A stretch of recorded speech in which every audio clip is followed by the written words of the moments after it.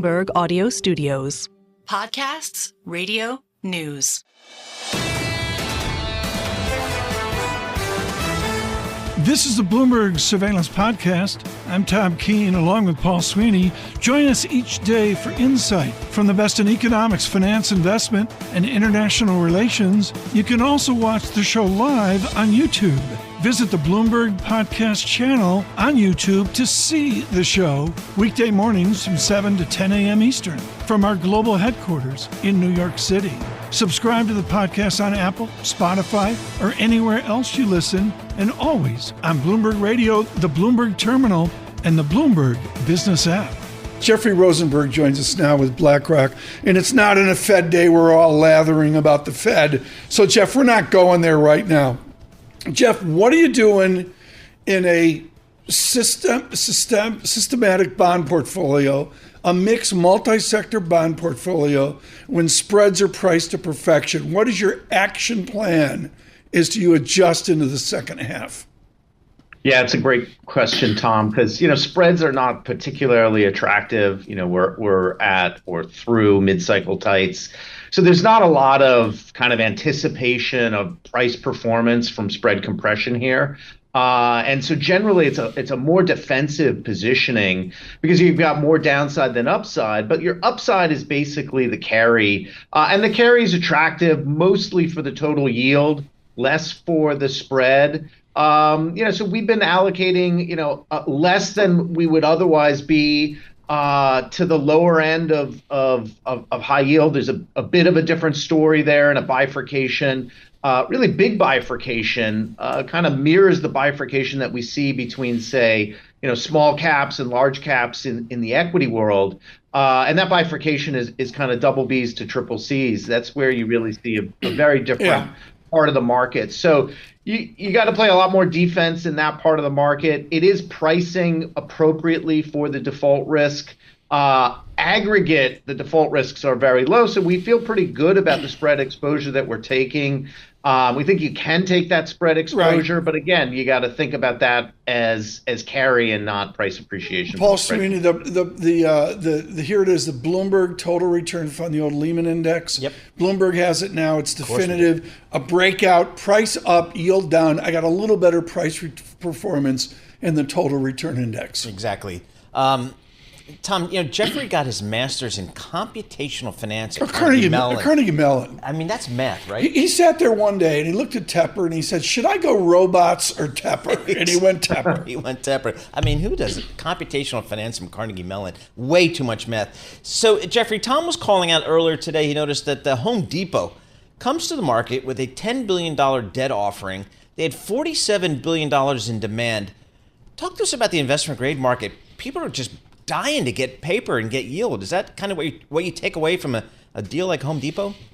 Yeah, I mean, if you look in the credit markets, and I talked about, probably the weakest part of the public credit markets, which is kind of triple C part of high yield. But if you talk about investment grade, it's a very different story. And really, again, this mirrors this kind of small cap, large cap story in terms of what companies' interest rate sensitivity is, right? A lot of questions about, where is the bite of higher interest rates being felt? And it is really this kind of bifurcation that we're seeing. And the investment grade side is really well prepared and well positioned.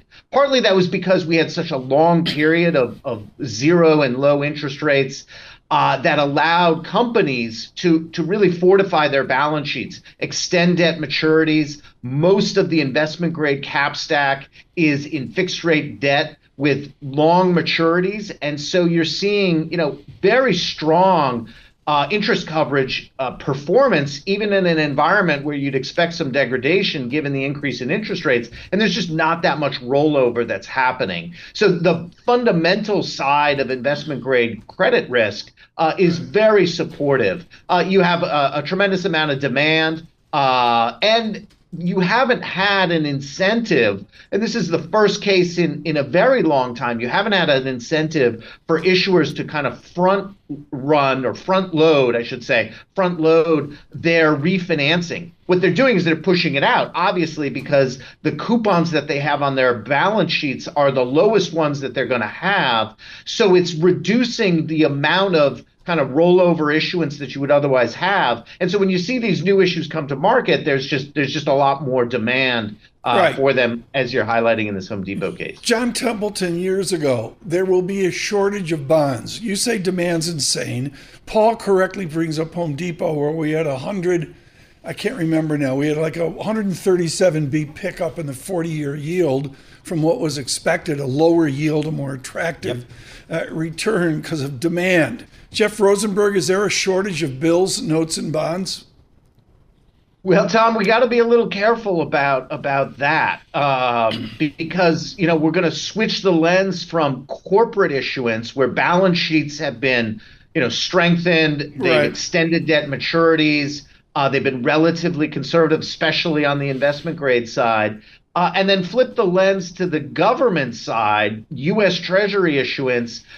We have a very different picture. And obviously, that's the fiscal debate, the unsustainability of fiscal policy, the increasing amount that the private sector will have to fund that issuance, and the eventual raising of Treasury coupon sizes.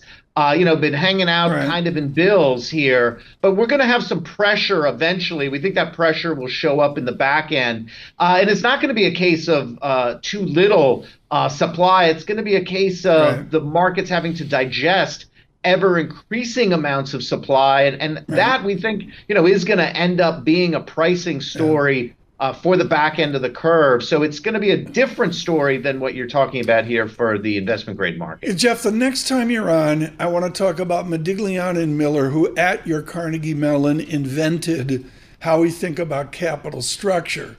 But just simply to say, are we going to see new corporate bond issuance like what Home Depot did yesterday? Yeah, this week looks like a $30 billion week is one of the reports from Bloomberg.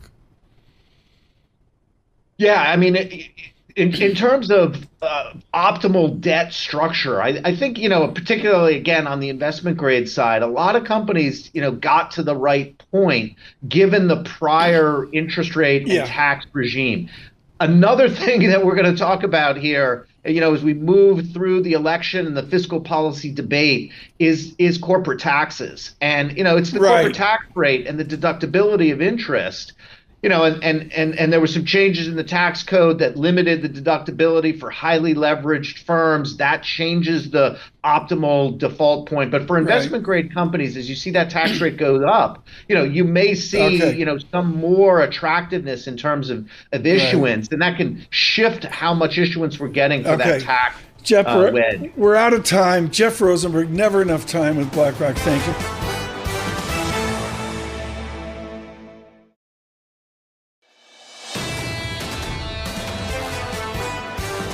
We have in the studios the number one voice in retail, and we're going to go to luxury because that's what's out there.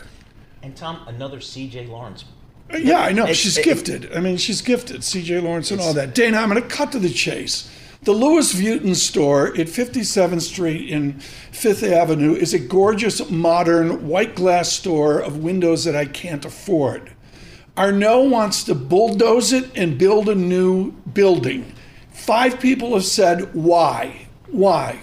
The reason why companies, especially luxury companies, reinvest, because the ante keeps going up and you have to be able to give new experiences to that luxury consumer so that they'll pay those dollars for those luxury items. Look what he's got across the street. He spent a fortune on Tiffany. The Louis Vuitton store hasn't been touched in years. Right. If he needs to have another brand that is on the same par, you have to invest. Is luxury the AI we don't talk about? I'm looking at Hermes's estimated forward PE. It comes down, Paul, to 47 times earnings. Help me here with the effervescence of the luxury business. Is it NVIDIA-like? It feels like it is for one reason. The creative products that they have, but the continued expanding customer base. Baby boomers, one of the wealthiest generations, is passing down that wealth to millennials. You look at the Chinese consumer and see who's What's China doing right now? It's a doom and gloom. You're the only one I know. You're the only one I know optimistic on China. No, not optimistic on it. We're still having very cautious trends out of China, where the Chinese are spending are within China or within other local Asia regions. You're not seeing a return really to Europe. You're not seeing a return to the U.S. Yeah, I see that when I walk to Penn Station every day. I don't see them on Fifth Avenue. So you're going to walk to Penn Station today to sit on a chair? Are you taking the Sikorsky home? Yeah, I might have to. I might be going to Hoboken today. Little problems with Penn Station here today. Dana, talk to us about the U.S. consumer here. We got some retail sales numbers today, a little bit weaker than forecast. Talk to us about, I hear there's a bifurcation in the marketplace with the consumer. So overall, I call the U.S. consumer, and today's numbers definitely highlight it, squishy. Yep. We have a squishy U.S. consumer. And frankly, it's every income level where we've seen a moderation in spend. And we've seen that trade down. Look where the big sales increases are coming. Same-store sales increases of better than 3% at the off-pricers like TJX, Ross Stores, Burlington. They're getting the benefit of the trade down. And you take a look at the discounters. They're getting that too. But overall, luxury sales are moderating. If you have newness and new trends, it's working. Tom, you're going to like this. Wide leg denim jeans. The wider, the better, and that's the trend out there. Good. Better than skinny jeans, right? We go to surveillance fashion icon, Lisa Mateo. Lisa, we going to see you in wide jeans? She is correct. I was told by my daughter that I am not cool because I wear skinny jeans. I have to go with the wide leg jeans instead. God, see what you learn on surveillance. Rich, make the single best idea with Dana and Lisa today. Paul, continue. So if I look at a Walmart, for example, what am I seeing at the Walmart basket? What's in a Walmart basket these days? Is it more essentials, less, discretionary? So think about what Walmart is. Nearly 60% of their business is grocery. Wow. So you're getting grocery in there plus the other merchandise. And it's a combination of both. Mm-hmm. And you're seeing consumers today, even with essentials, they're trading down to private label. I've heard about the pet stores recently, where consumers for their pets, they're trading down to private label goods for their pets even. We'll talk about single best idea, but I want to talk about the big money that everybody that follows surveillance follows with luxury. I remember, I think it was Laura Piana, it was like $1 billion transaction. It changed the industry. This is years and years ago.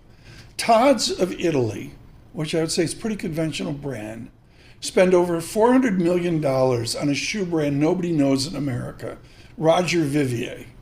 Explain why someone spent $400 million on a shoe that basically no one knows in America. Because what they see is the opportunity and acquire Roger Vivier. They feel that they have the creative talent to enhance the brand, open physical stores and distribution, and make it a global brand. And they feel that their insights into the global customer will help drive that brand. When you think of brands that are smaller, that where can you grow? I mean, I think one of LVMH's most significant transactions of the past few years has to be Tiffany. And look how they're reinventing Tiffany. Is that working for them? Yes. They're getting more profit out of Tiffany. It's catering to a younger customer now. They're modernizing and updating the stores and capturing a wider customer base. Tom, Roger Vivier, it's on East 60th Street. We can go there and check it out today. Yes, she was there yesterday. Okay. That's why I brought it. Thank Is it you. promotional right now?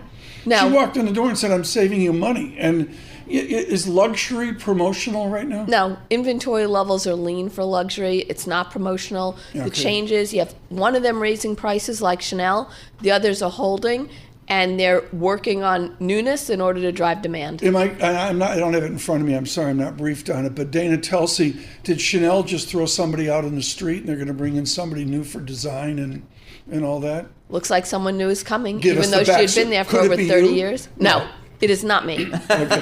What does Chanel need to do to recapture what they have?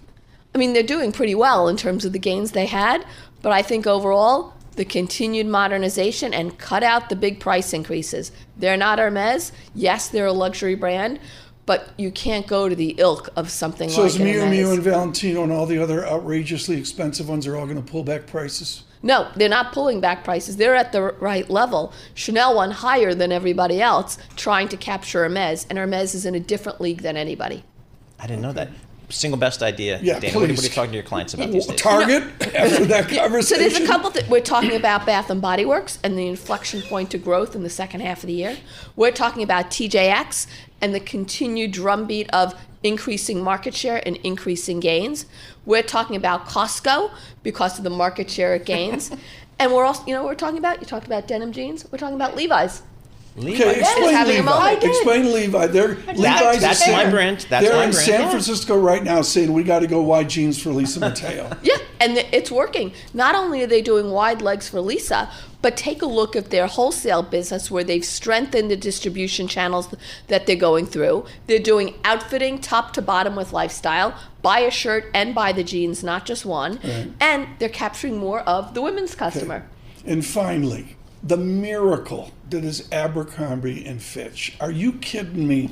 How did they, it's like GameStop. How did they do, and this is legit, how Dana Telsey, over on Fifth Avenue, they had Hunky Boy out in the street, lined up, that all went away. Then what happened? Doubled. Then what happened? Fran Horowitz came in as CEO. She was there since 2014, promoted to CEO. COVID gave her the time to assess data. The store wasn't working. What do we do? She took a look at where she wanted her customer to be, 25 to 35. What do you need to give them? Outfits, not items. Where do you need to sell it? In stores that are inviting. Took away the fragrance, turned up the lights, and now you can buy outfits, and you wouldn't know it's the Abercrombie of the past. One final question. Well, Paul, please. No, I'm just amazed by it.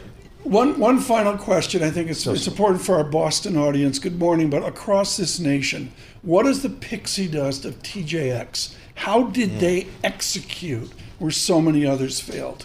You know what? They're people. They have the tenure of talent that have relationships with brands and merchants that they're able to assort the store better than others, capturing a wide price assortment, capturing better brands at a value, and opening compelling stores in great locations. What are the department stores? Your heritage, your heart and soul is Bergdorf Goodman. Is it around in 5 years? I think Bergdorf will be around in 5 years. I don't know who's going to own it, but I think it'll be around in 5 years.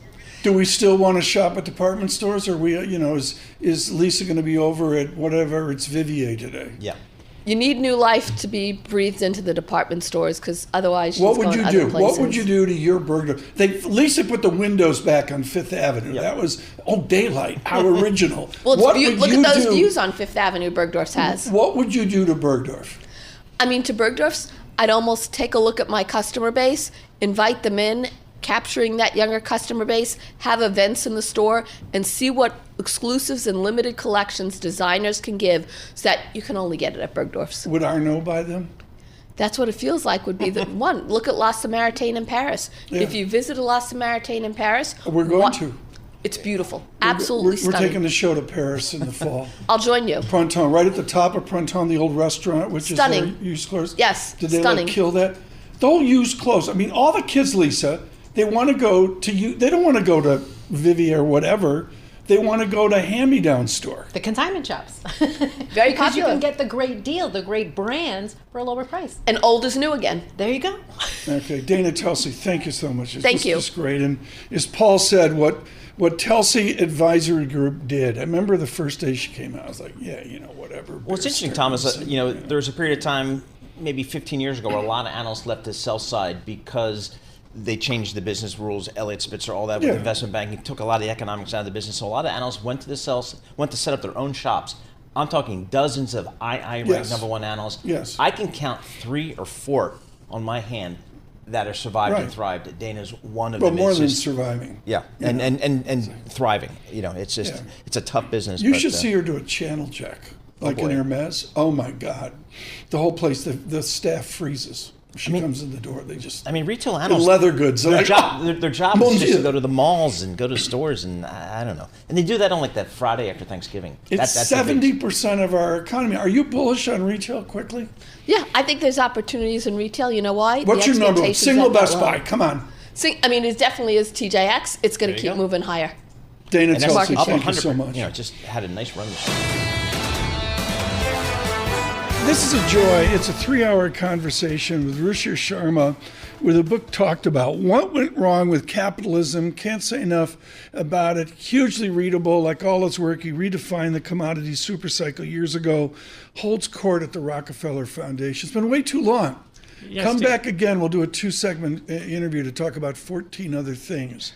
Meghan Desai at LSE has a definitive book on the success and failure of Marxism. called Marxist revenge. The exploitation is still in the air, and there's a lot of people out there that feel with capitalism, what went wrong with capitalism is an exploitation of so many within society. Is that where we are today, back with Magna Desai and Marx? No, Tom, I make exactly the opposite point in the book, which is the fact that capitalism is no longer being allowed to work. What we have today is a very distorted form of capitalism. Capitalism at its core is supposed to be pro-competition, pro-churn, pro-creative destruction.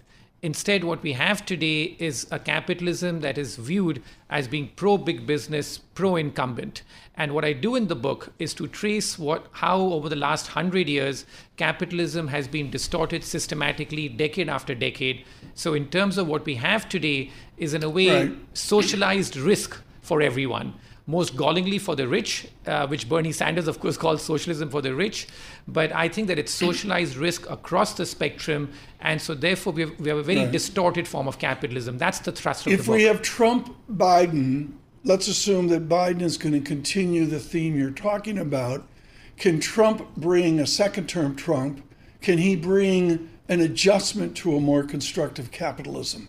Well, unfortunately, the evidence doesn't say so based on the first term, because what did he do in the first term? Some of the stuff that I think sounded very good, like let's do deregulation in terms of the fact that for every regulation that we put in place, let's withdraw 2. Instead, by the end of the term, Trump had instituted as many regulations as past presidents. As I say in the book, that one of the most telling statistics is that over the last 20 years, America has instituted 3,000 new regulations a year. That's really a huge increase. And it's withdrawn in total only 20 regulations over 20 years. So this is a spectacular sort of increase in the regulatory environment. But it's the suite of government habits that I speak about in the book, including the spending as a share of the economy, which we all know about, the bailout culture, that we speak about. So I think that it's the suite of government habits, the micromanagement of the business cycle. And I think that is what we need to understand, that what we have today is a very distorted version of capitalism, very different from anything the founders had in mind, and very different from even the kind of capitalism that America practiced 3 or 4 decades ago. Talk to us about protectionism, because it seems like the U.S. or the West versus China, whether it's broader than just a technological Cold War. It seems like it's much broader than that. How do you think about how the West should deal with China these days? Well, in terms of the West is doing what it is, which is in terms of raising protectionist barriers and stuff like that. But I think that the bigger problem I have with the Biden administration is that they're invoking some of China's bad habits, including having an industrial policy now. And I feel that this is the misunderstanding of what succeeded in China. And also the fact that we are once again spending more government money on stuff we don't know whether it's going to work or not. So we have had this massive stimulus, massive industrial policy. So I feel that we still are in awe of China at a time when the Chinese growth model has faded anyway. So that's what I find is the great contradiction of the plan. And instead we are wasting billions, if not trillions of dollars on allocating capital. Once again, the government's involvement is just increasing with an industrial policy. So what we have today, as I keep saying, is that it's like whether it's because of China or using that as like excuse, it's become another reason for the government to get more involved in the economy. So, you mentioned kind of the deficits and the debt. I'm 60 years old. I've been hearing about that my whole life. Right. Is it a problem now? Is it an issue now? No, I think that's a very relevant point. So therefore, in the book, I show that that's not the central problem that I'm focused on, because I know that it's a lot like crying wolf, because for the last 30, 40 years, there's been so much talk about this. Under Reagan, we switched to deficit financing, and through even though he did nothing really to cut on spending. So I agree with you that this book is not just about deficits and debt. It's about the suite of government habits. It's about the regulatory culture. It's about the bailout culture, which has done. It's the micromanagement of the business cycle. So it's much more than that. But yes, what's happened now with the debt and deficits is that because this thinking has crept in, that it doesn't matter.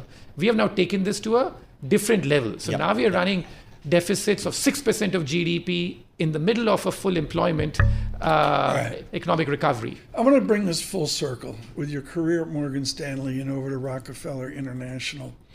On their website, they have a memo of 1947 where the Rockefeller family stepped up for India, which was basically in complete chaos in 1947. We've had Rajan from Booth School, Chicago, the day after the election in India now. Is this a new India where it's not only Modi, but Gandhi and the Congress Party can actually make it a two-party government? Is that what we've learned in the Indian election? No, I think in the Indian election, what we've learned, Tom, is that India is very much a federal nation, which is that the states have a lot of power.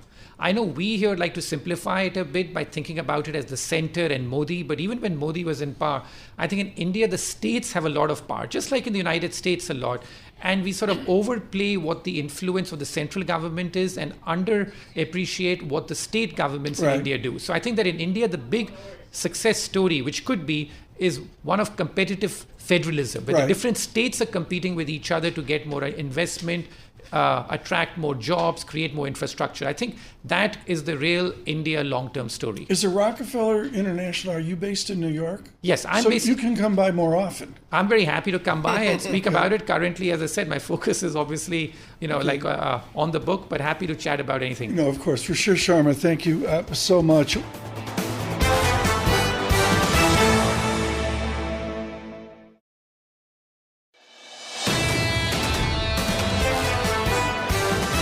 Your daily look at the front pages around the world. Lisa, you sent me the list, which I've already forgotten because I'm in a heat wave. It's okay. But it was brilliant. You know what I like too is that we always have this conversation about colleges and the system and how much it costs. So this one really stood. You remember when the University of Arts in Philadelphia closed down, left all these kids in limbo? Which it's been around forever. This like 150 years. Yeah. Okay, I remember. I know this one. Yeah. So it left these kids. The problem was that a lot of the colleges had already cut off admissions for the fall, so these kids were left in limbo. But it's not just UArts. I mean, falling enrollment causing other schools to close their door. But this is the point I wanted to point out. This is from the State Higher Education Executive Offices Association. They say nationally, as many as half of students whose campuses close, they don't go back to school. Yeah. And that's a big problem. The others who do go, they lose credits, and then they wind up paying more money somewhere else because they lost those credits. They have to they lose the credit thing. And they have to take them over again. We had a family member do that. They basically had to do and you pay more. Well, you pay more, but there's a lot of schools that say we're not going to take that course. We're not going to take that grade. This is a really important idea, Paul, because there's such a focus, particularly on the East Coast. Good morning, East Coast, on 12 schools. Yeah. Or maybe 100 schools. Yep. And there's a zillion other schools out there going, okay, how are we going to pay for the faculty? I know. Do we really need athletics? Yep. There's a lot of that going on. And if they now. don't have an endowment or a big enough endowment, they are just so dependent upon the tuition that they have very that's little... a shtick in Europe. Yeah. The European schools are basically broke, and so they want Americans badly. Yep. I mean, I'm speaking as a generalization. Kids around here in the tri-state area are going down to the SEC schools, the Alabamas, the LSUs, because they'll pay full out-of-state tuition, and the states love that. So, and that didn't happen in my day. But anyway. Okay. Next. Yeah. Okay. So companies trying to get workers back to the office. We've always been talking about this. No. They've been offering free meals, yoga classes, all these kind of things, parties. Okay. But the new tactic is to get workers back to the office by getting rid of hot desking. I didn't understand what this was until I read the article. It's a thing. It's when people share desks. So you don't have a permanent desk. You come into work with, let's say, your laptop, and you had to find a desk. And it's like this scramble and search for a desk. It's sparking some hygiene concerns. People are saying they don't like it. They have to wipe everything down. They don't have their fancy chair. They have to search for a chair. So a lot of companies are changing this. They're trying to give workers back that permanent desk, with the family pictures and all that kind of thing to make them feel like it's home again. So it's kind of like the anti-WeWork, Correct. I mean, yeah, exactly. Okay, so that WeWork thing, it works for a lot of companies. A lot of companies that works great for, but for some other companies, you need your own space. May I suggest that everybody's overthinking this, and it's just with the pandemic, there was no commute. Right. Yeah. And that's now where it there's a started. commute. Yeah. On behalf of all of Bloomberg Surveillance, we're Commute Pro. Exactly. We want to commute. Good morning, Apple CarPlay and Android Play and the Bloomberg Business app. It's free for your commute. We'll make your commute safer and better. Thank you for that promotion, Lisa. Next. Check. All right. Football's Christmas games on Netflix. How much are these ads going for? Okay, this is according to Adweek. 5 ad packages for pro football's Christmas games on Netflix will each cost at least $5 million. They're categorized by when they air, but each package has to include at least 8 30-second ads for each company. We're talking about Gatorade, Verizon, Visa, Microsoft. But these are like Super Bowl almost prices. Yeah, because if you think about it, I mean, the Super Bowl, $7 million for a 30-second spot during the Super Bowl 58. So it's close to it, but they have a choice. They can go to the Chiefs-Steelers game that's set for 1 p.m. Eastern, and then you have the Ravens-Texans at 4:30 p.m. But you're just starting to hear about how much people are going to pay. Companies are going to pay for these ad packages just for Christmas Day. Yep. It's going to ruin my Christmas Day. Yeah. Okay, we used to say I'm going to watch movies. Now I'm stuck watching football. Did the Detroit Lions play on Christmas Day? Is it Thanksgiving? They're Thanksgiving, right? Aren't they Thanksgiving? Nope. Chiefs, Steelers, Or just put Ravens, lay down the law in the Chiefs, Mateo Steelers. household. Yeah, Chiefs, Steelers. Ravens, Texans. Yeah, maybe Steelers. 2 games. Would be the 2 games. Okay, you got anything else, or is that Oh, it? yes. Okay. We had a guest yesterday who was talking about how our kids wanted to be social media influencers. So that stood out to me, and I found an article today that actually says they're not making much money. So she can go and show her kids this article from the Wall Street Journal. Platforms are giving out less money for these influencers. Brands are being pickier. TikTok possibly shutting down in 2025. All these things are going against it. How much are they really making? There's Neo Reach. It's an influencer marketing agency. They said last year, 48% of these creators earned about $15,000 or less. That was about it. And then you had maybe 13% who did like the 100,000, mark. So if Dad says go get a real job, does that count? Tell him to go to the Wall Street Journal, read the article, send it to your kids.